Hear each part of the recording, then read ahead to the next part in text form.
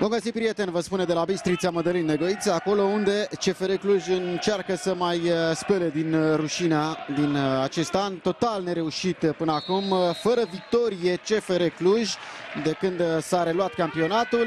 Paulo Sergiu a plecat de la CFR, a fost înlocuit cu Eugen Trică, cel care a debutat în acea partidă cu Astra din cupă. A fost însă 0-0, mari probleme la finalizare în continuare pentru CFR, mari probleme și de lot în continuare. Mult a însemnat grecul pentru CFR. CFR Cluj, care are în continuare o ofensivă foarte bună, 41 de goluri marcate, este în continuare cel mai bun atac după Steaua și Astra, însă în 2013 CFR a înscris doar de 4 ori. Probleme pentru Pantelis Capetanos, este suspendat și Sasha Bielanovici, de aceea îl vom vedea pe Maa pe postul de vârf. A început această partidă, Robert Dumitru este arbitrul de la centru, Stelian Slabu și Imre Bucșidin sunt arbitrii asistenți.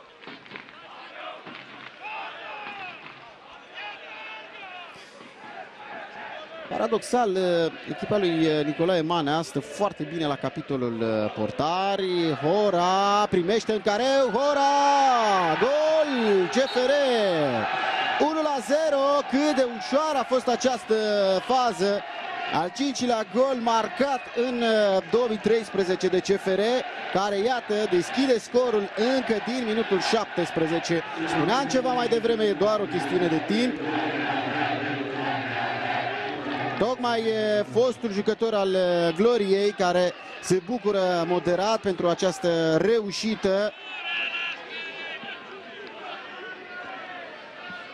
Iată faza, o pasă care depășește 3 jucători ai Bistriței și finalizare simplă pe lângă Dolha a lui Hora.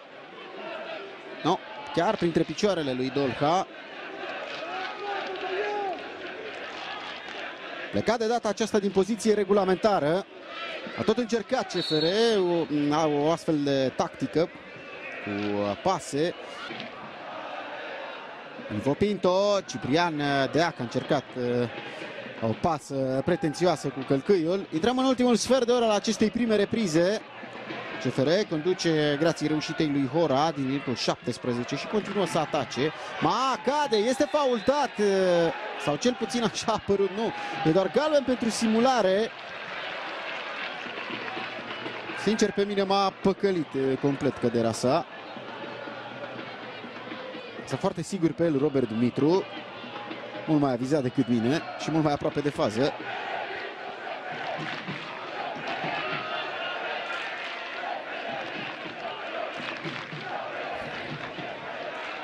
Revedem faza în care s-a întâmplat și da, pare că aici se va vedea, dar e contact.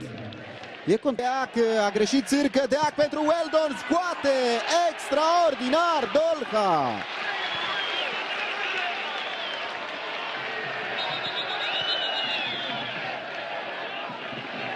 Superbă faza, superbă intervenția lui Dolha, care apoi are nevoie de îngrijiri medicale.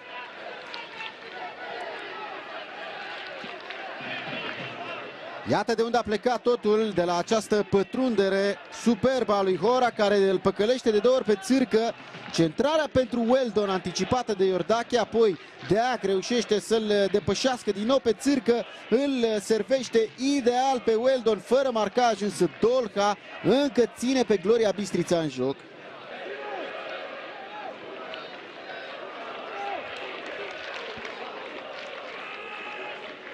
Tot el se pregătește să execute, sunt numai puțin de 7 jucători care așteaptă această centrare.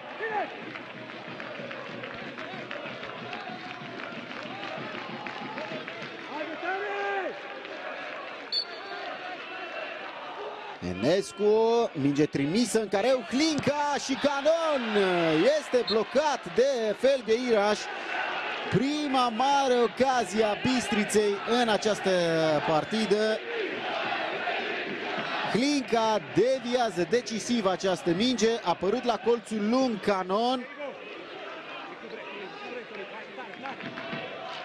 Corner mică, acum Cadu respinge până la lui Pedro, Ciprian Deac, poziție bună, atacă acea zonă, acum Weldon, foarte bună prelungirea lui Weldon care îl depășește și pe Dolca și să vedem ce culoare va avea cartonașul, roșu.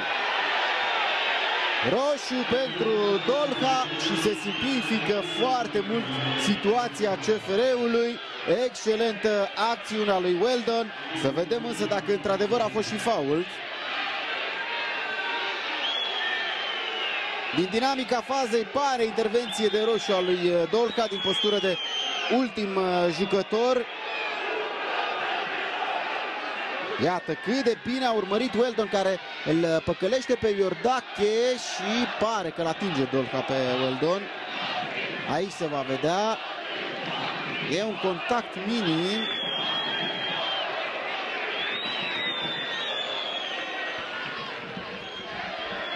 Prioritate numerică, Bistrița nu cred că mai are ce să facă, nici la acest scor, cu atât mai puțin dacă Ricardo Cadu va reuși să înscrie 4 goluri pentru Cadu, deci poate relansa și el sezonul după ce a pățit între ghilimele.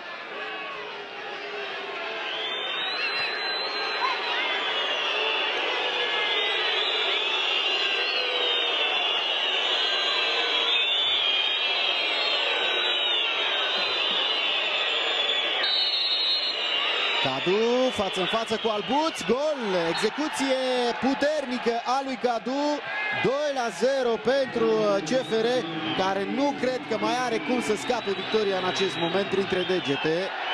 Albuț a ghicit colțul, mingea însă a fost trimisă puternic de Cadu, care ajunge la 5 goluri marcate în acest sezon și îl egalează pe Gabi Mureșan.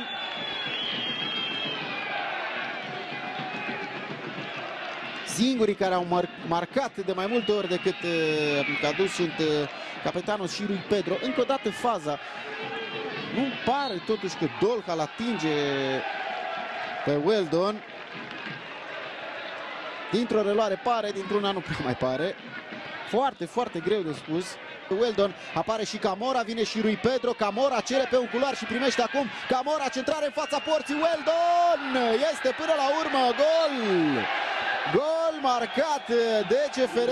Weldon a șutat ca la antrenament, însă până la urmă reușește să înscrie. Nici nu mai contează dacă din primul șut sau din al doilea. 3-0 pentru CFR.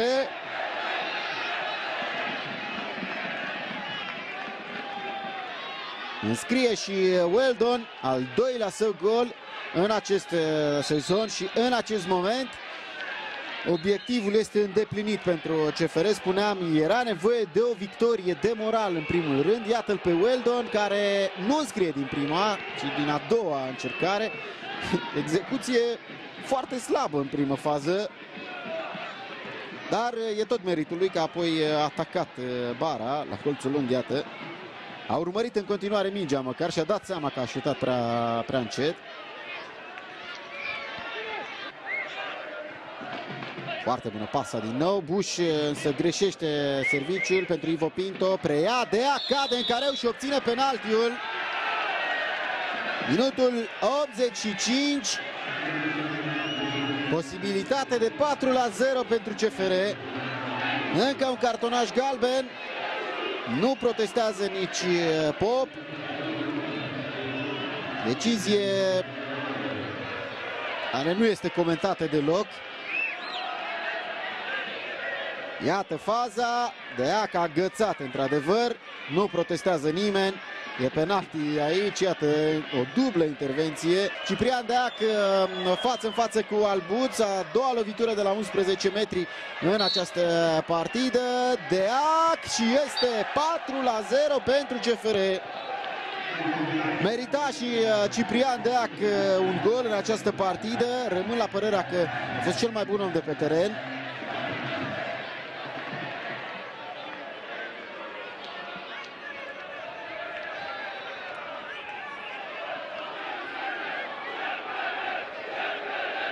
A fost implicat în fiecare fază de atac a CFR-ului Ciprian Deac. Încă o dată faza.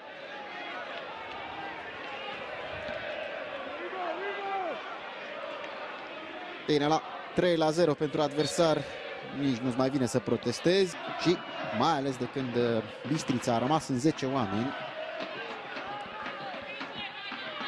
Centrarea lui Deac în forță, apare Buș și este 5-0 pentru CFR. Reușește să înscrie și Buș și poate fi șocul de care avea nevoie CFR. Îngenunchiată Bistrița.